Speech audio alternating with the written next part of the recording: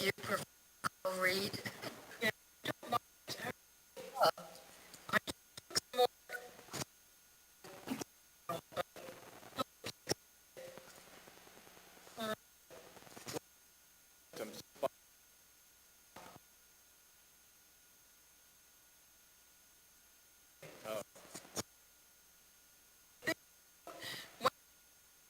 Wake up and recover things. I the first, but uh, because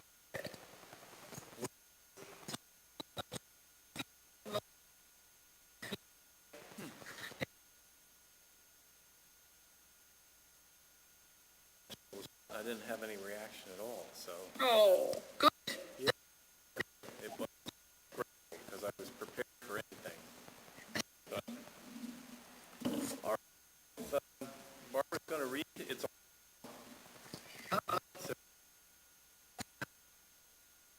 Oh, we can,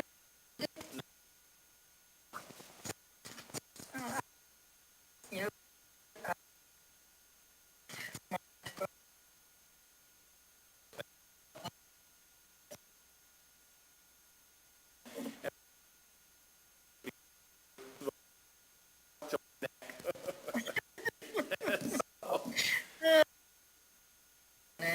plea for help. This is a petitionary psalm.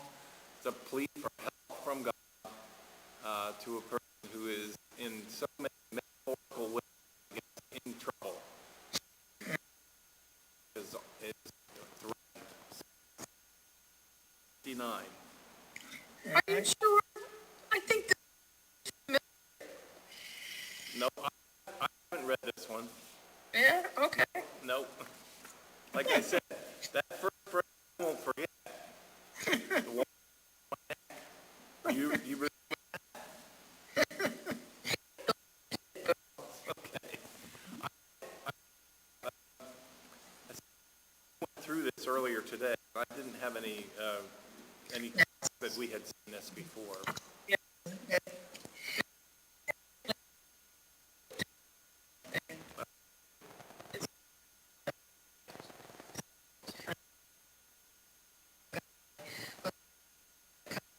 To my where and that's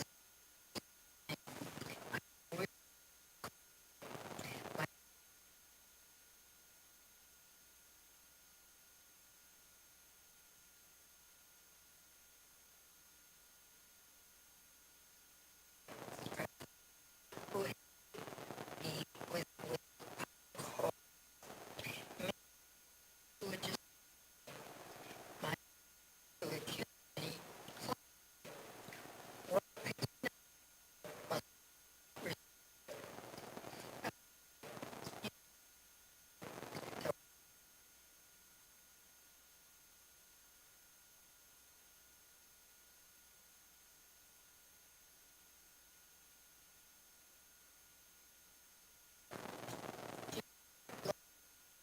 you be because they oh God this that bold reproach that has my face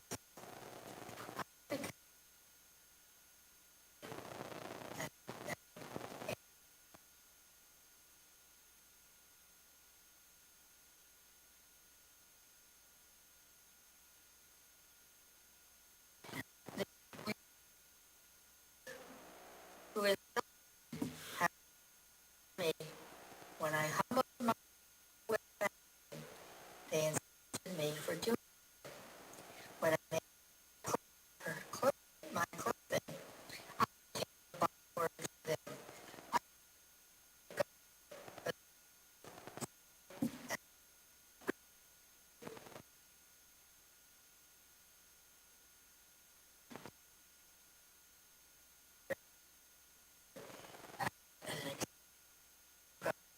In the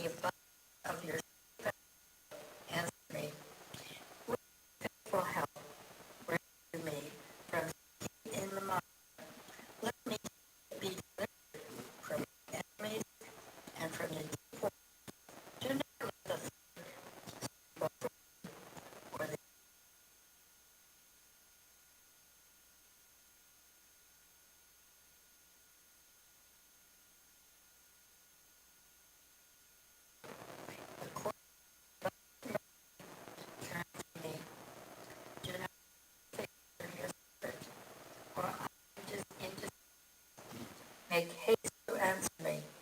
Draw near to me, redeem me, set me free because of my enemies. You have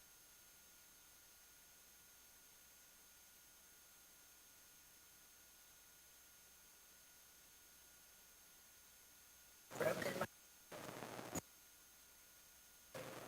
I look for pity, but there was and for comfort, but I had none. They gave me poor food, and for my sin they gave me vinegar. Let the evil be a for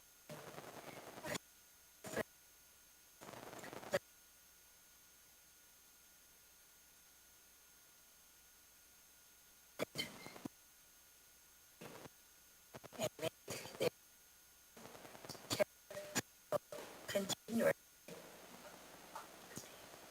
Pour out your indignation upon them, and let your burning anger overtake them.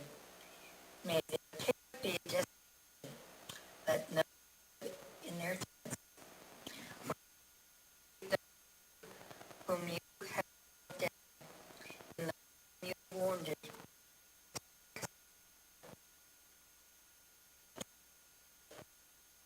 No quick blood out of the book of the living. Let them not be enrolled among the righteous, but I am lowly and in pain. Let your O God, protect me. I will pray and magnify with them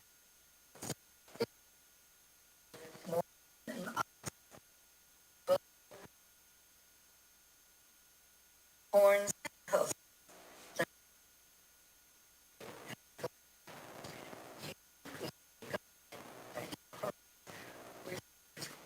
Resolve, for the Lord hears the needy and does not despise them that are in bonds.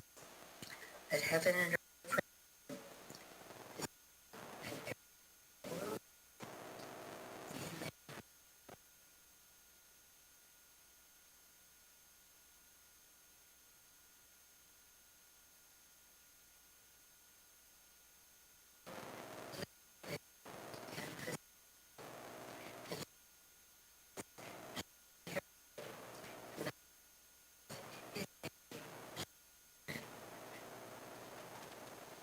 and Well,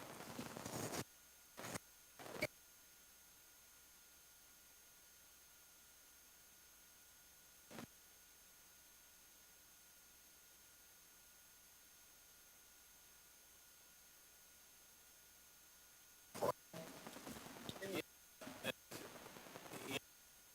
recognize mistakes or problems have been he's he's disproportionate joint effect of those who want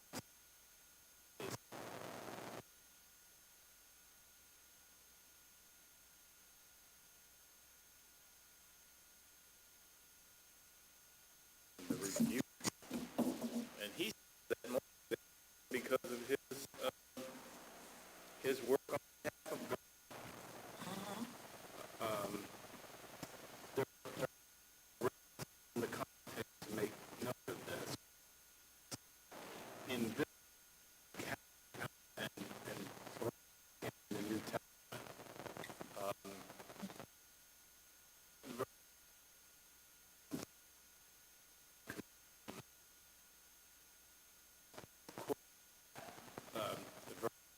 I think the claim of the temple or in the process of this trial, Jesus, that it's because of for God.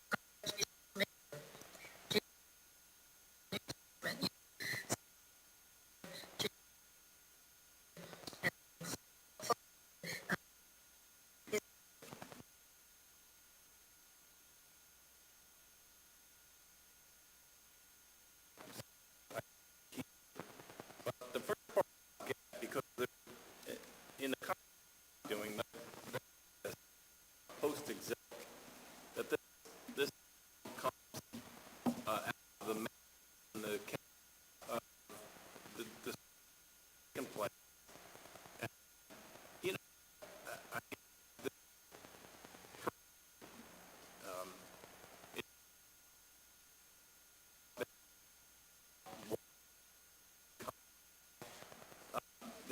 there's reference to the house of the Lord, but this connotation that may not mean the temple, because the temple may already be gone. And sometimes the house of God was the same as the people of God, the people in whose lives the word and the reality of God, Yahweh, is to be lived in. But I don't know, it's who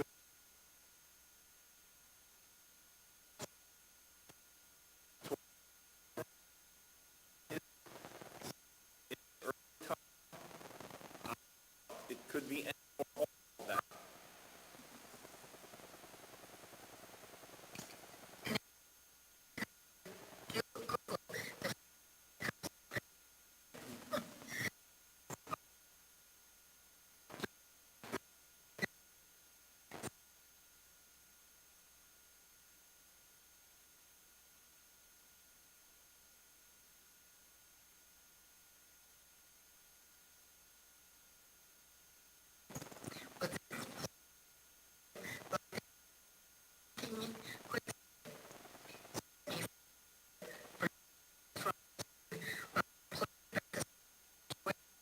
Include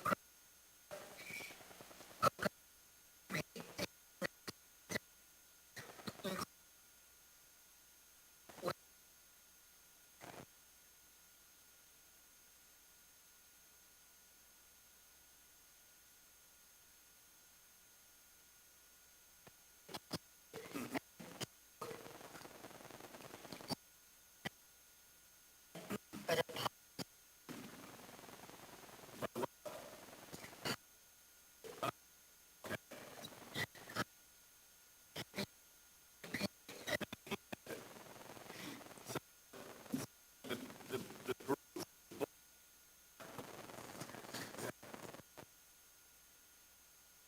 because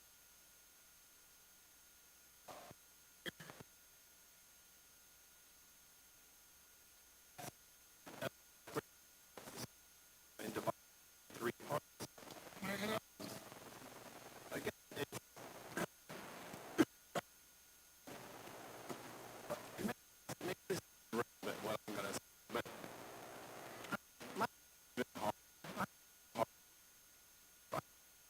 and I'm sure it's going to be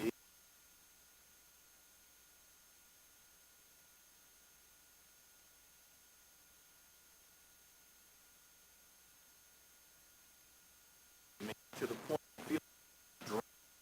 I mean, in high school, I hated the fact that my father was a pastor from my friends. I didn't want anybody to know that. In fact, one that just from thinking that I was a Christian, my father was I, when I was in high school. I had a warped mouth, and it was like weird, but I had a need to show somebody that I could cuss and swear and all the rest of it. I was just like all the regular people. So I avoided any of this persecution of the righteous by pretending not to be in any way.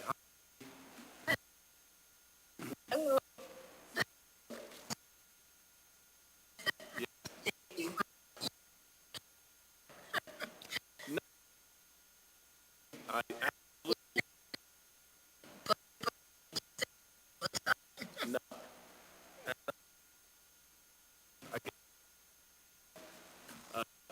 it, he tried to speak for God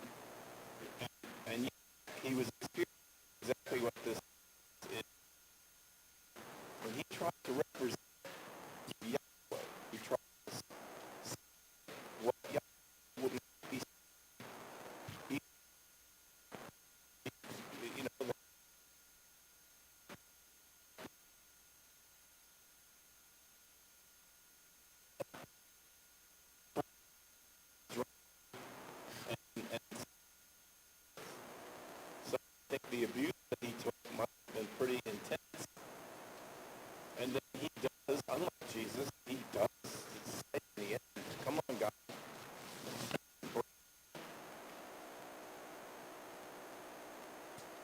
But it doesn't end with violence. You know, it ends with him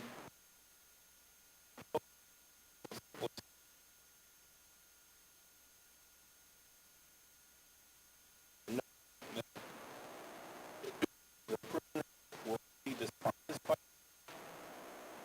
and that then he has this great toxicity of calling forth praise to God.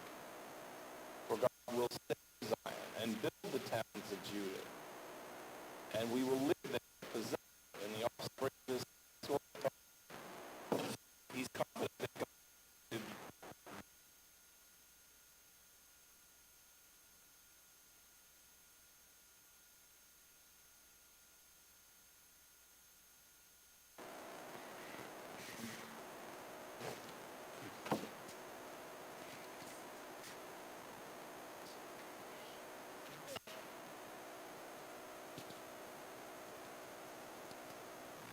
Again, I mean, it doesn't have to relate to my life in order to be true, but I don't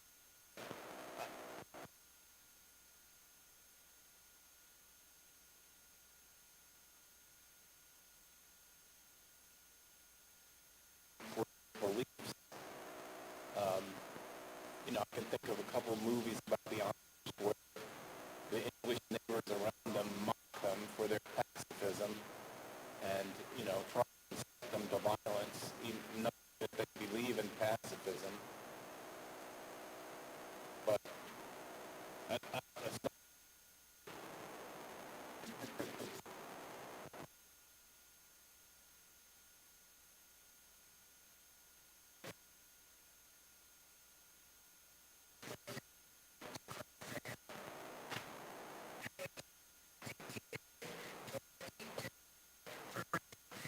right. Right. That's a, good. That's good. And you know, I, this, this is like the 50th we've heard a big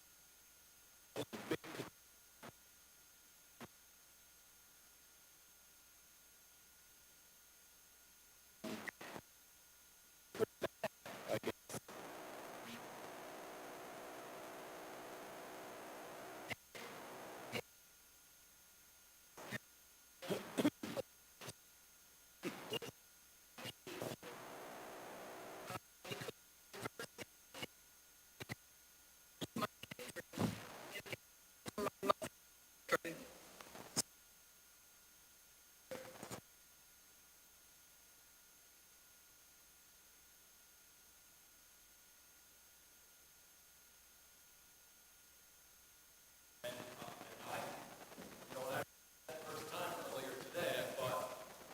Okay, well, I can identify a bit with that. That my family pattern fits that. I'm alien from my, and you know,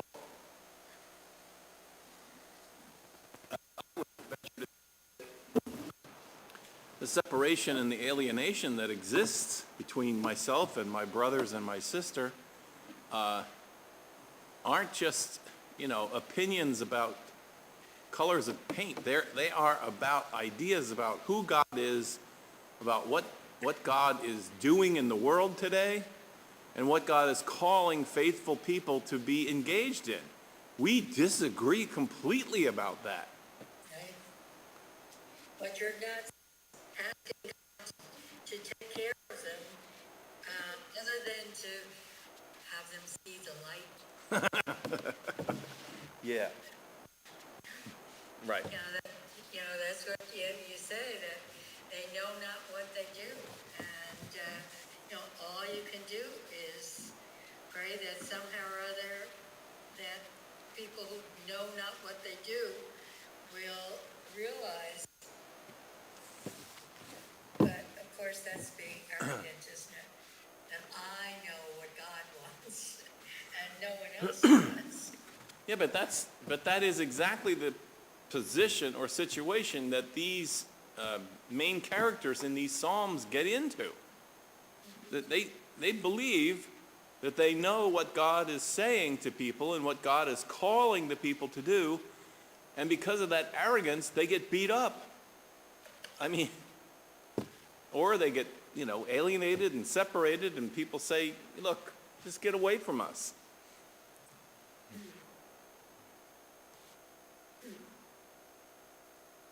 And the writer of the psalm is saying to God, come on, you got to come help me out, because I only got in trouble because I'm trying to represent you. I'm trying to say your point of view in the world.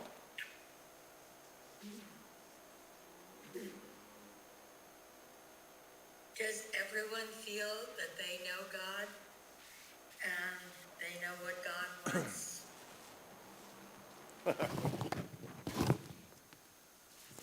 Do?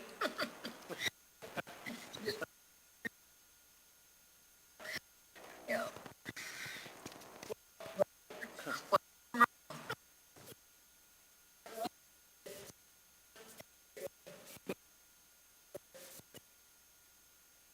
No, me either.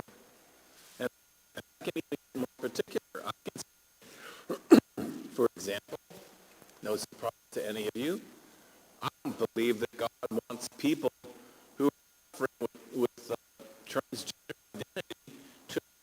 I think God wants those people to be delivered and to be to. I think God wants that to happen.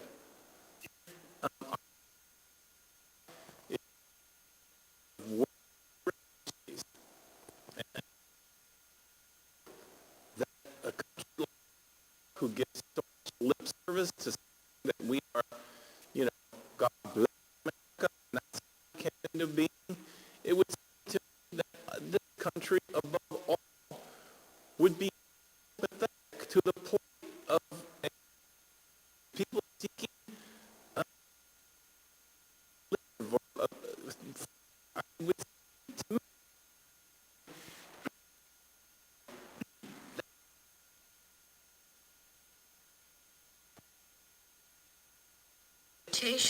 of what, 1 million or more immigrants?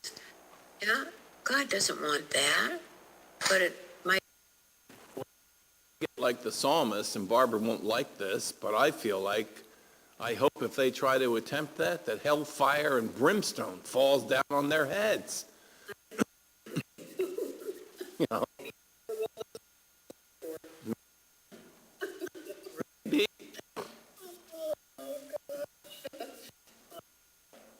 I mean, I'm confident about, the question.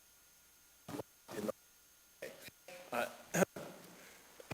don't think God is opposed to boundaries, on the sides of the borders of countries, and I don't think God is opposed to fair laws that help people, especially people who are dispossessed of their land and of their homes. I believe not. But I'll tell you right now, God is in the place and comfort the people who are being tormented and tortured and without food. So, do I have, yes, very strong opinions about what God wants. And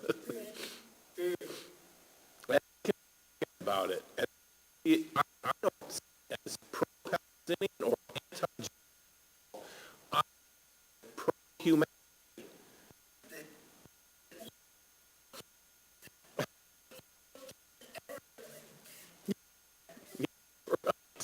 Well, I think like you. And so I got this idea from God. God. God spoke to you. That's right. Exactly. Yeah, right?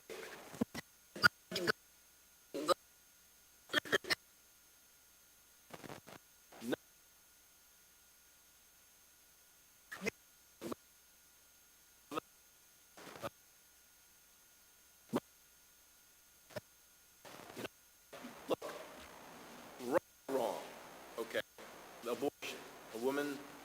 becomes pregnant and arrives at the belief that she either cannot raise a child and or whatever. I mean, that's the ultimate choice side. It's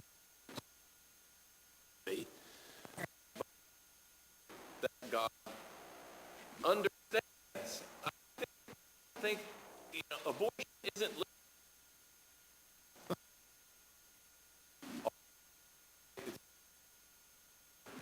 But I don't think that decision. I'll agree. They probably just about having abortion, but I to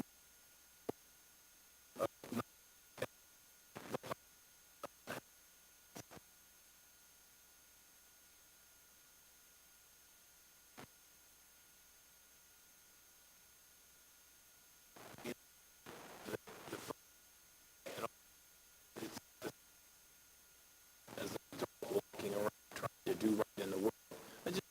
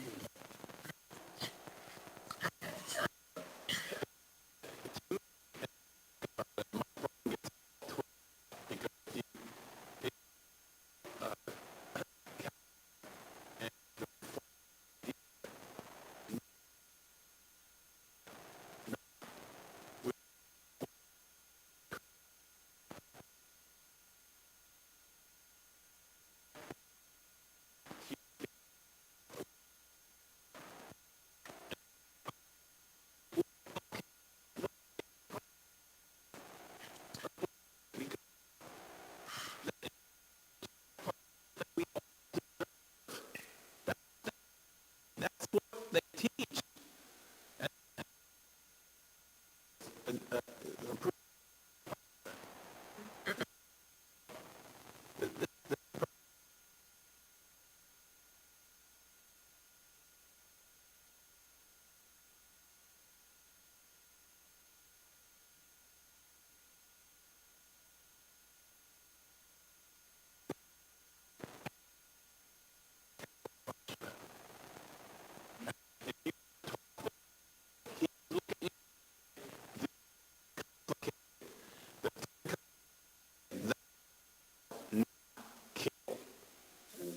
You kill and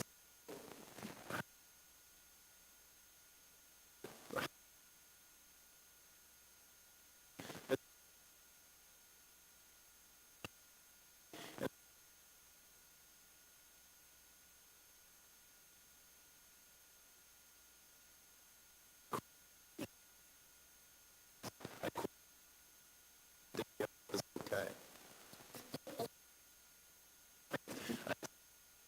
Some friend said that in the Quran,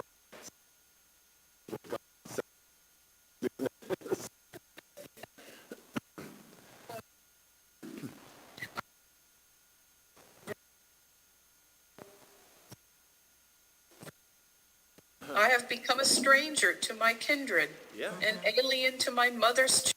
yep, That's what I feel sometimes in this country lately. yeah. That I'm thinking things that the majority, it appears, of Americans do not feel the same way.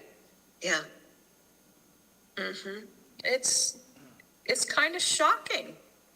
Like you, Lou, I felt like, oh, everybody should believe don't you believe what God says? Here I am in my arrogance thinking I know what God says. Why isn't everyone thinking that? Oh my.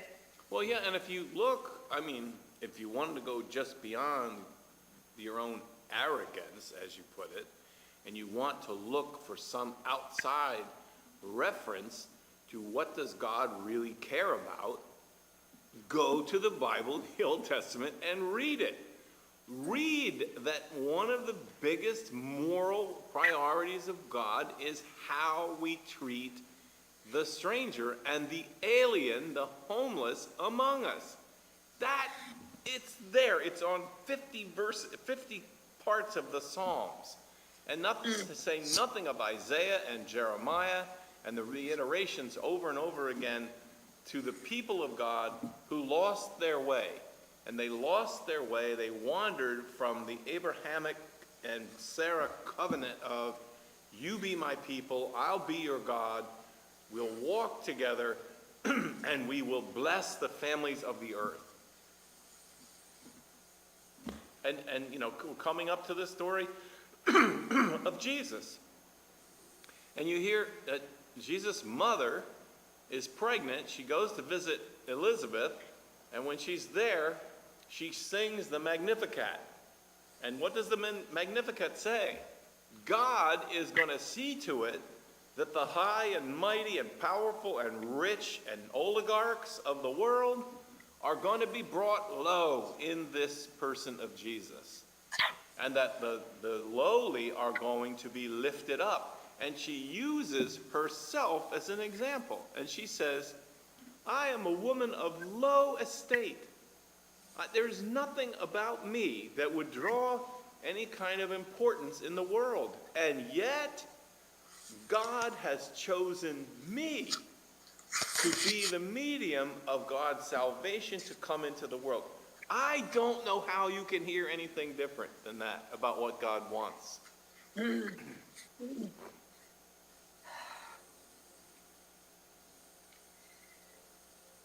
And then we should all be a little scared because some of the Psalms say, you know, people, if you don't do what God wants, if you don't do what you know God wants you to do, and there's bad times ahead for you.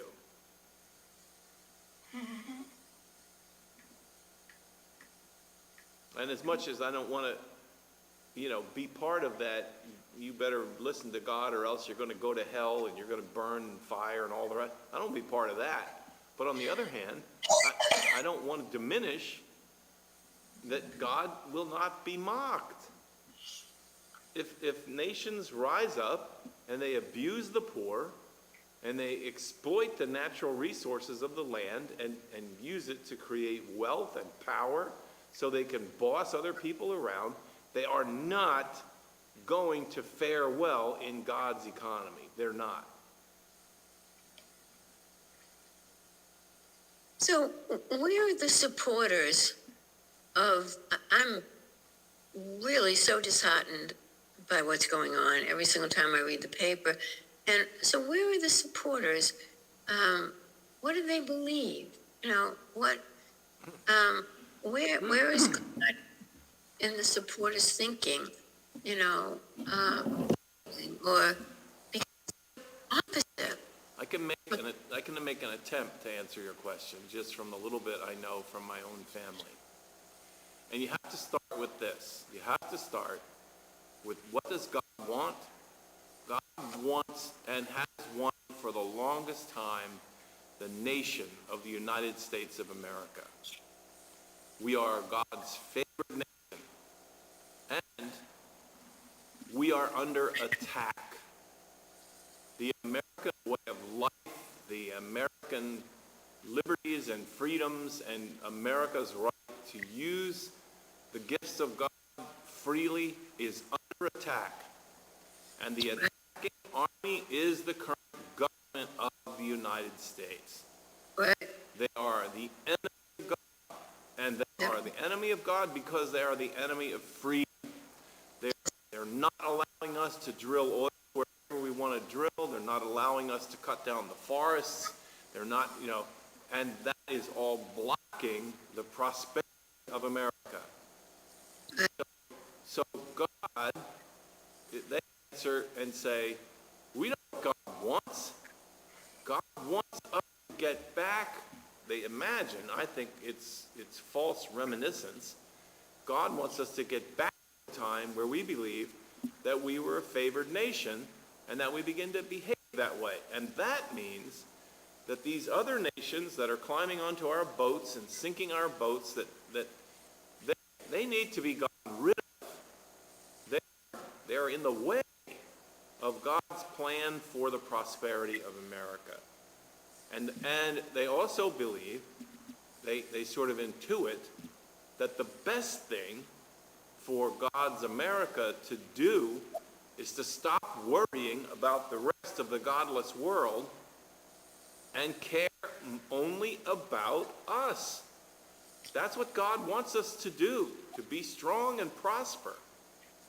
And these voices that tell you that you should feel guilty about, having rich, fertile soil, freedom, so much so that you give it up. I mean, that's my attempt to tell you what I think is driving them. There is absolute belief that, that the historic or the remembered freedoms of God's people to live free, do as they want to do, carry guns where they want to carry them, defend themselves, and to especially keep outsiders, people who are not part of the original plan, to keep them out. Now, immigrants can still come here, but they better go through the right gate and have the right stamp on the right piece of paper, or else they're the enemy. And we'll deport them, even if the boats we deport them in sink in the ocean. That's not our problem. But in the Bible, all of what we read, there are tribes, there are opposition groups, and some of them with a more enlightened mission. It depends on your interpretation of that. And what I'm seeing now, and maybe it's far too premature, is that where is the tribe? Where is the opposition? Where is God saying, look, you're taking away rights of people? And this Project 2025, you're going to put that into effect and appoint all these people whose mission is to destroy the agency that they're leading. Well, where is the opposition? Where is the positive? Wouldn't God be looking for that or supporting that? Or I don't know. It just seems as though right now it's chaotic right now, and there doesn't seem to be any tribe, any group that's standing up and saying, I'm not saying we have to have a government in exile, but not a bad idea. But opposing all of these terrible actions that these people put into effect. Where is that? It just seems as though it's just one dark, kind of passageway into the future. I mean, I don't know. Well, I think it's hard. I think it's hard to see opposition to that which hasn't happened yet. There's a lot of talk about what they're gonna do, but people aren't gonna rise up in opposition against the words that say what they're gonna do. When they start to try to do some of these things, I think that there's gonna be a lot of surprise in a lot of different places about who ends up going, wait, that's not what we wanted. That's not what we're gonna accept. You can't do that. I mean, I know we were talking about deportation, but I didn't know you were going to take my neighbor out of his house and leave his wife and 2 infant children here to struggle on their own. I didn't know you were going to do that. And I think some of the consequences of what they've talked about, I guess I just have to wait. It waits to be seen. The whole discussion about how America is going to get stronger by taxing all the imports from other countries. I, along with many, many, many economists say, go ahead, try it, and see what happens. I mean, one of the provinces of Canada that supplies a major portion of oil to the United States has already said, you spend one day putting tariffs on us, we're cutting off the oil that comes to the U.S. from Canada, and you will be in a blight, because gas will go up to $9 a gallon. That's right. Yeah. So That's just one country that we yeah, deal I know. Think of it magnified by many times over. I don't think they even think that they're going to do half of this stuff. I agree. Or that they can get away with it. I agree. But I think they'll try to get away with some of it. And it takes everybody screaming at their legislators to stand up to these people when they try these things. But even the prophets didn't agree always with one another. No. Wasn't it Moses who said, don't mingle with the stranger? Yep. Or marry them, or... Yep. So... Yeah, because Moses warned them when they went into the promised land, not only not to mingle with the nations that were there, because he was afraid that their belief in Yahweh would get dwindled down. They would become polytheistic, which they did. But also, he said, don't marry them. You don't have anything to do with marrying or intermarrying or any of that. Keep only to yourselves. But there again, it was keep to yourselves so that you will remember who you are and that you'll be able to carry out your mission of blessing. But it kind of sounds a little bit like America First to me. Yeah, I know. I don't Yeah. know. So what you're saying is, until we actually see an action, we can't really oppose, we can't prepare for it. I guess that's what I'm looking at. Should we be preparing?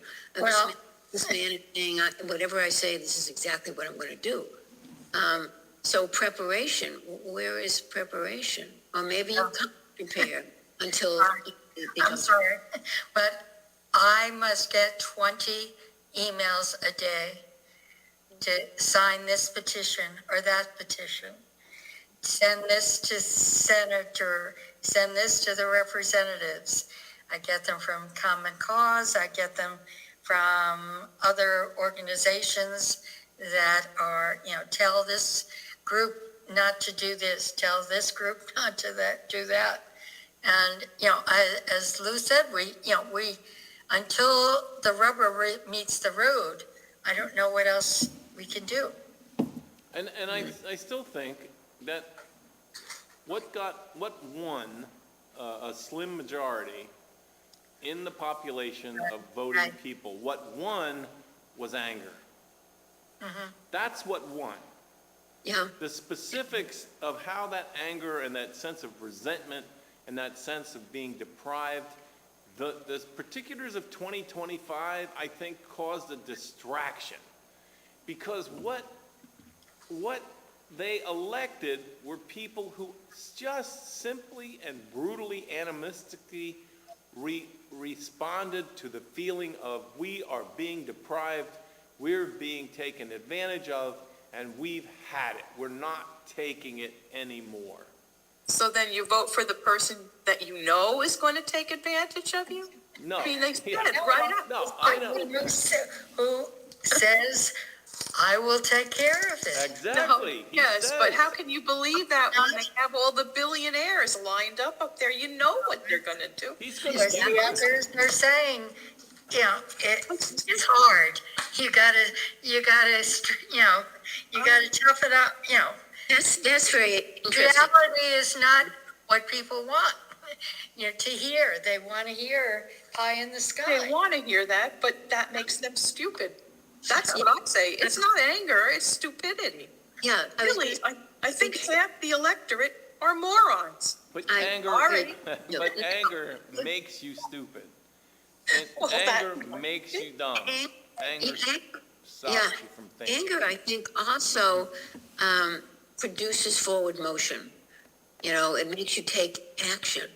And I guess the action that these people took who are angry was to elect this man and this party. and these ideas. So, yeah. I don't really think that most of the people who voted for this movement, this MAGA movement, care one way or the other about what they do. I think they care only that the people who were doing now and that have done, I mean, this MAGA group doesn't just hate Democrats. They hate the Republicans. They hate the structure of the government, and they're like a mob. They are like a mob. What does a mob do? When a mob is really raging, a mob doesn't go in and build something. They don't go in and do something positive. They just go in and they tear the mother down. That's right. Tear it down. And right now, they feel like they got through the gates and they were able to they're removing all the bureaucrats. They're removing, this is what the raging mob does. Yeah, they really don't want to sit down and deliberate. No. That's the farthest thing. No. So how do you deal with that? That's why I feel like a stranger in a strange land. If that's what this country's going to be like, that you're just going to respond to stimuli in a, a non-thinking way, You're just then where will that get us? You're going to remove the people who've been trying to control you and make you do whatever they want you to do. And what are you going to do? You're going to go home and you're going to be free to do whatever you want to do. It's a myth of freedom. It's a freedom that they believe that the bureaucrats and the structure of government have come in and become a nanny gate to set up over our lives and tell us what we can do, control our guns, control whatever. It's anger, it's rage, and it doesn't allow room for thinking. So the big word is retribution. Retribution. And the part I don't understand is what part of your life are you suffering so bad about? What has been deprived of? What have you been deprived of? Now, They can't make me have a vaccine. No, that's right. That's right. That's right. Okay, go ahead and die. I mean, come on. Exactly. Just stupidity. But But I'm sorry. But we were deprived during COVID. Look, I think the fuse was lit with COVID. Because Maybe. in the American way of life, the Americans have never been so directed in their personal life as they were during the years and year and a half of COVID. Who are they to tell me to stay home? Who are they to tell me to put a mask on my face? Who are they to tell me about where I can go, when I can go? That has never been the case for most adults who are living in America now. And they took it, the conspiracy people threw gas on it, and they made it as if the government was just trying to control your life. That's what it was all about. And further than that, they're trying to inject drugs into your body that are going to change you. This was the belief, and I think it spilled over into the recent election, so that whoever was the incumbent didn't stand much of a chance in any area. I don't care what they believed in. And I think the environment now is going to say, well, let's put some of these alternative thinking people in place. Let's give them a chance. Let's let the kooks and the wackos have a chance. See what they do. But they're going to be doing the same thing. They're going to be saying, you cannot have a vaccine, or you cannot vote, or you cannot, you must agree with us if we're going to read this book. They're doing You can't teach this thing. They have their no-nos as well. Yeah. That's right. Yeah, well, isn't that where the ultimate contradiction comes out? Right. Because now they have they have banned books, and they have things that aren't allowed to be told about American history. So it's just as restrictive. I mean, it's just another form of restrictions. Yeah. And talk about control. You control in abortion is to control a woman's choice, so much so that even if she's dying, she will no longer be given the choice to have her own life saved. I mean, That's right. what? I know. Where's the freedom? Where's the freedom? There's no freedom. Where is the justice? I mean, there isn't. This is the thing that is so incredible, that there isn't any justice anymore, because you go up to the Supreme Court and all the toadies on the Supreme Court are going to do what he wants them to do. So where do you go for justice? God. You go to God, just like this psalmist did. You got to start praying this psalmist prayer and say, God, we're in the water. It's up to our neck. We're about to start swallowing mud, and you need to come now and do something. Right. Well, you know, you either pray for revival, or you do like what the Poor People's Campaign is doing down in North Carolina, and that is you take to the streets, you organize the poor, you organize those that have actually been deprived of justice, instead of those that imagine that they have been deprived of justice, and you start to rally. And I think a lot of that is going to be taking place over the next couple of years in our country. I do. I hope so. Yeah, I do too. Because we have They point out the shame that those people are bringing on the state of North Carolina, and it is shameful.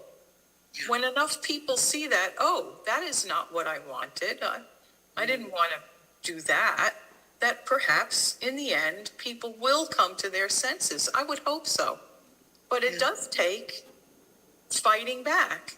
Yeah. Yes, you fight back, and where is the, where's the organization that's going to fight back?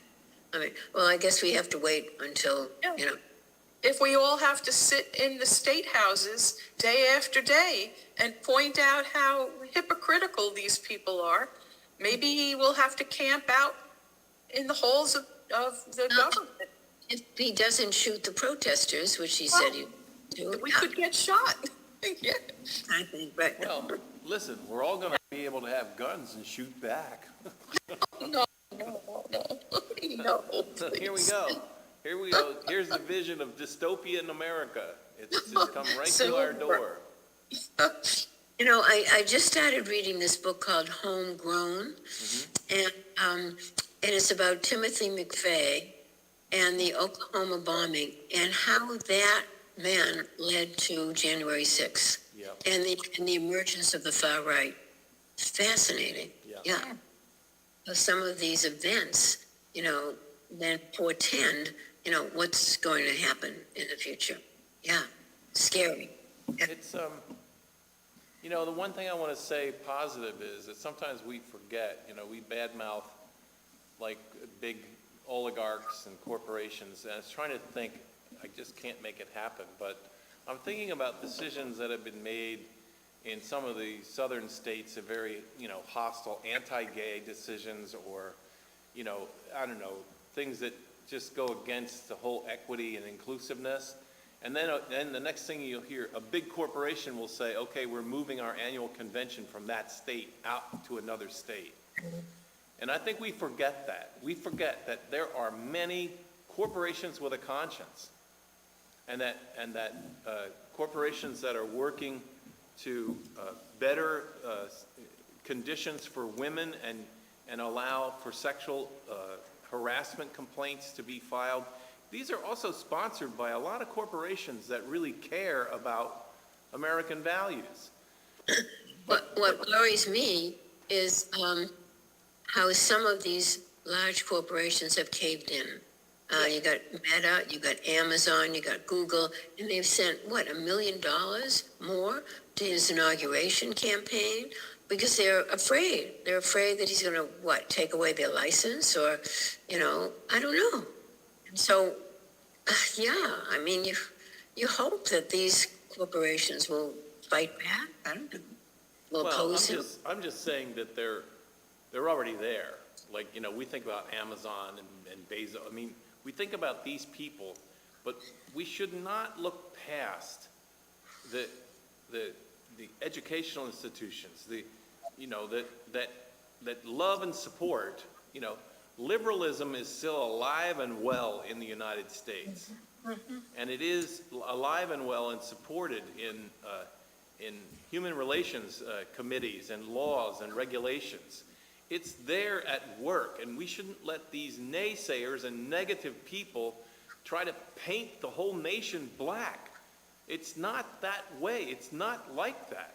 There are people that are still out there, teaching equal justice and fairness, and they're doing so in large corporations, and some of those corporations will redirect their business away from any state or government, a state government that doesn't allow the values of Americans really to be in existence. And that's another kind of fight back that happens. I get an article now every day. It's called A Smile. And let's stay hopeful and committed to change. Together we can keep pushing. DOT announces new protections for air travelers. U.S. Appeals Court judge rescinds retirement after Trump's win. U.S. to require passenger vehicles to sound alarms, et cetera, So there's stuff that's going on. Now, one of the things is New Jersey, governor pardons nearly 3 dozen in First Clemency Act. Yeah. I've never seen more advertisements for the ACLU than I have in the last few weeks. Yep. Yes, they're on all the time now. Yeah. And I think organizations like that are going to have a lot of new recruits. Right. That and Common Cause are, on my email every day. And, I've given to both of them for the longest time and never heard from them, but now I am. Now you do. Yep. Well, and the fight is going to move into their hands. Right. And they're going to awaken the people who have believed in these values and have supported the government in upholding these values. Right. We're here, and we can be what they used to call it, the silent majority. There's still a silent majority that does not want to see this country slide backwards. Look at the issue of abortion. Every time they poll on abortion, there are massive majorities of people who say, let a woman decide. Mm-hmm. And, it's there. It's deep in us.